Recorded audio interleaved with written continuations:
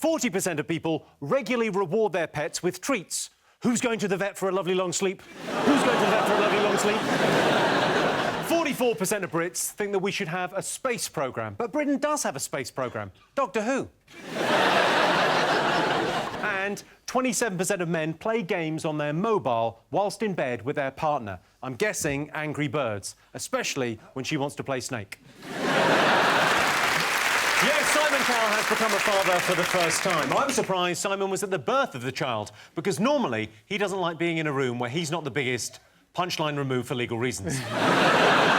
So those were the most talked about things over the last week. But in other news, it's been revealed Tony Blair apparently advised Rebecca Brooks on the hacking scandal just before her arrest. Blair's main piece of advice was don't go out in the rain with that hair, it'll go all frizzy. And a woman's been treated for burns in Barcelona after the toilet she was sitting on exploded. As she was carried out by emergency services, she whispered, "I'd leave that 5 minutes if I were you." Well, I can tell you the proposed sugar tax is not in our top 3, but they want to tax fizzy drinks because they're linked to obesity. Although, saying that, another study claims that fizzy drinks are good for you, and that was carried out by the eminent scientist Dr Pepper. The EU referendum debate's not one of the most talked about things over the last week, but Ed Miliband says if Labour win the next election, they won't call for a referendum on Britain's EU membership unless Britain was asked to transfer more powers to Brussels, which I think you'll agree is about as clear as Eric Pickle's piss. I can tell you pubs is not one of Britain's greatest contributions to the world, but the oldest existing pub in Britain was built in the 8th century. We don't know much about it, but we do know the barman was a guy called Skip from Brisbane, who was just working there so he could get some money together to bum around Europe. Norwich has the politest drivers in the UK. Well, it's difficult to be rude when virtually everyone you meet is a close relative. The oldest paperboy in Britain is Bernard Davies from Brighton. He's 90 years old. Sorry, we just had an update. The oldest paperboy in Britain is Gavin Henderson from Sunderland. He's 12. And 51% of women do not groom or style their pubic hair. 51%, that means statistically, either your mum or your nan is rocking a Brazilian. Yes, floods have been devastating parts of the UK. Eric Pickles was the first minister to apologise for the flooding. He filled his bath too high, and when he got in, Somerset flooded. Yes, Gwyneth Paltrow and Chris Martin are splitting up. In the press release, Chris Martin and Gwyneth Paltrow said they were consciously uncoupling, as opposed to unconsciously uncoupling, which is just when it accidentally slips out.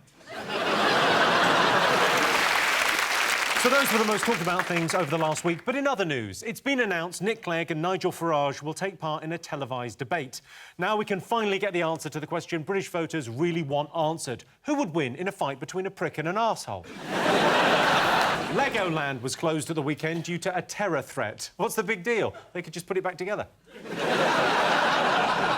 And a man in Lincolnshire has been found guilty of having sex with a Staffordshire Bull Terrier.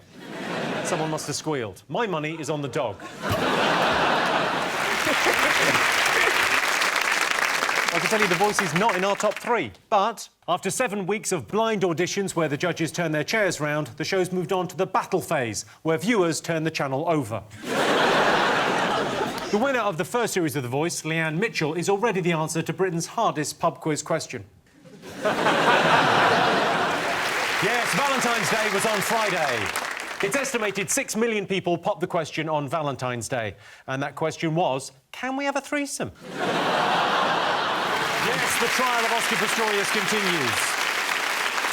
This is all just part of Oscar Pistorius' plan to become president of South Africa. He just needs to do 25 years in prison first.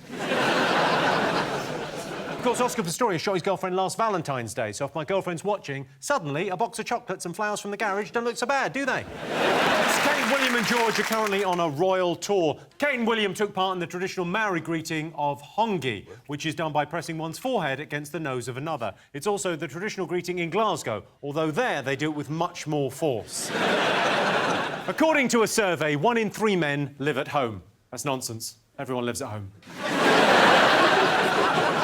1 in 4 Americans have appeared on TV. I'm assuming widescreen. And 55% of people think being associated with charity work makes you seem more attractive, which explains why Pudsey Bear gets all that poontang. In September, Scotland will face a referendum on independence in which they'll be asked to either vote "Och aye" or "Och no." But 34% of people do think they've got a great idea for a business. I'm involved in a business venture that is going to make me millions just as soon as my Nigerian friend emails me back. Well, Justin Bieber's not one of the most talked about things, but Michael Jackson earned $160 million last year, and he's dead. I'm just throwing that out there in case anyone's watching from Justin Bieber's record company. Of course, the greatest pop band in history are the Beatles. They came from Liverpool, although you'll already know that if you've ever spoken to anyone from Liverpool for more than 7 seconds. 40% of British people can't identify bird songs. It's simple. It's usually either I Will Survive by Gloria Gaynor or Independent Women by Destiny's Child. 15% of Brits think Downton Abbey is the best TV show ever made, and that is a survey of your nan. And 33% of people don't know how to tie a necktie. It's easy. Just wrap it around your neck twice, tuck it in the hole and pull it tight, unless you're Piers Morgan, in which case follow the same steps, but first attach it to a light fitting. My girlfriend asked me to knock something up in the kitchen, and now our cleaner's pregnant. The Winter Olympics in Sochi finished yesterday. After winning the gold medal, Lizzie Yarnold changed her Twitter name to Lizzie Yarn Gold. She was congratulated by her fellow British Olympians Barry Loser and Dave Last Place. 7% of women count sex as a part of their exercise regime. Well, they do when they're with me. All that running away keeps you pretty fit.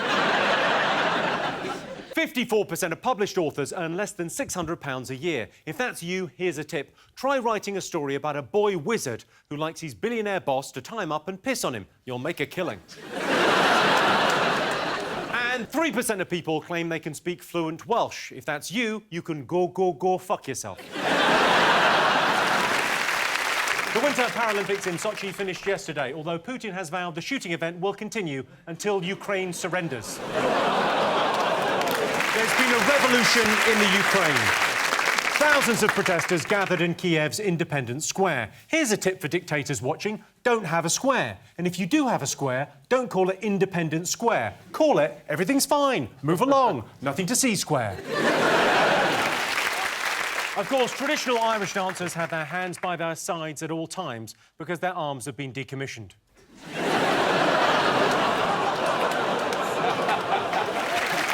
Well, I can tell you Nick Clegg and Nigel Farage debating Europe is not in our top 3. But their next debate is taking place on BBC Two and not, as I hoped, on a burning platform suspended over a pool of dog shit. 84% of people would use personal contacts to help their child get a job. I hate nepotism. In fact, I'm the chairman of the Anti-Nepotism League, an organisation set up in the 80s by my father.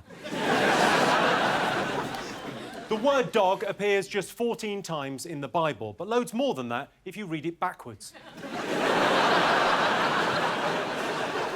And a survey's revealed Sunday is the loneliest day for pensioners. If you're a pensioner, don't worry. Someone will be popping round on Monday to cut your heating off.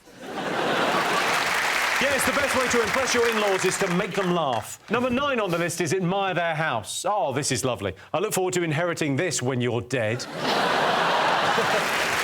Yes, the biggest sign you're vain is always looking in the mirror. I've got one of those circus mirrors that makes you look all misshapen and disgusting with a massive paunch and a tiny cock. At least I think it's the mirror.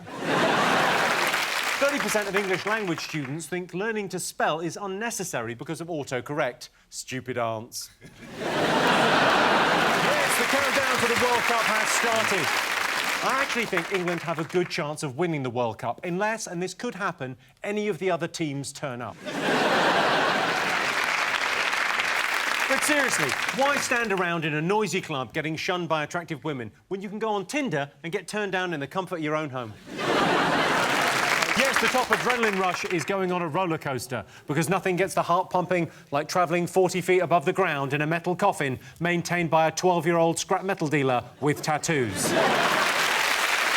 How was I supposed to hide the fact I lost my virginity from my mum? She was there. Sorry, not my mum, John's mum. The average pub landlord is 2 stone overweight. That's nuts. And beer and crisps and lager and pork scratchings. Border collies are the most intelligent dogs. Yes, when it comes to chasing their own tails, shitting on driveways and sniffing each other's arses, Border collies truly are the Einsteins.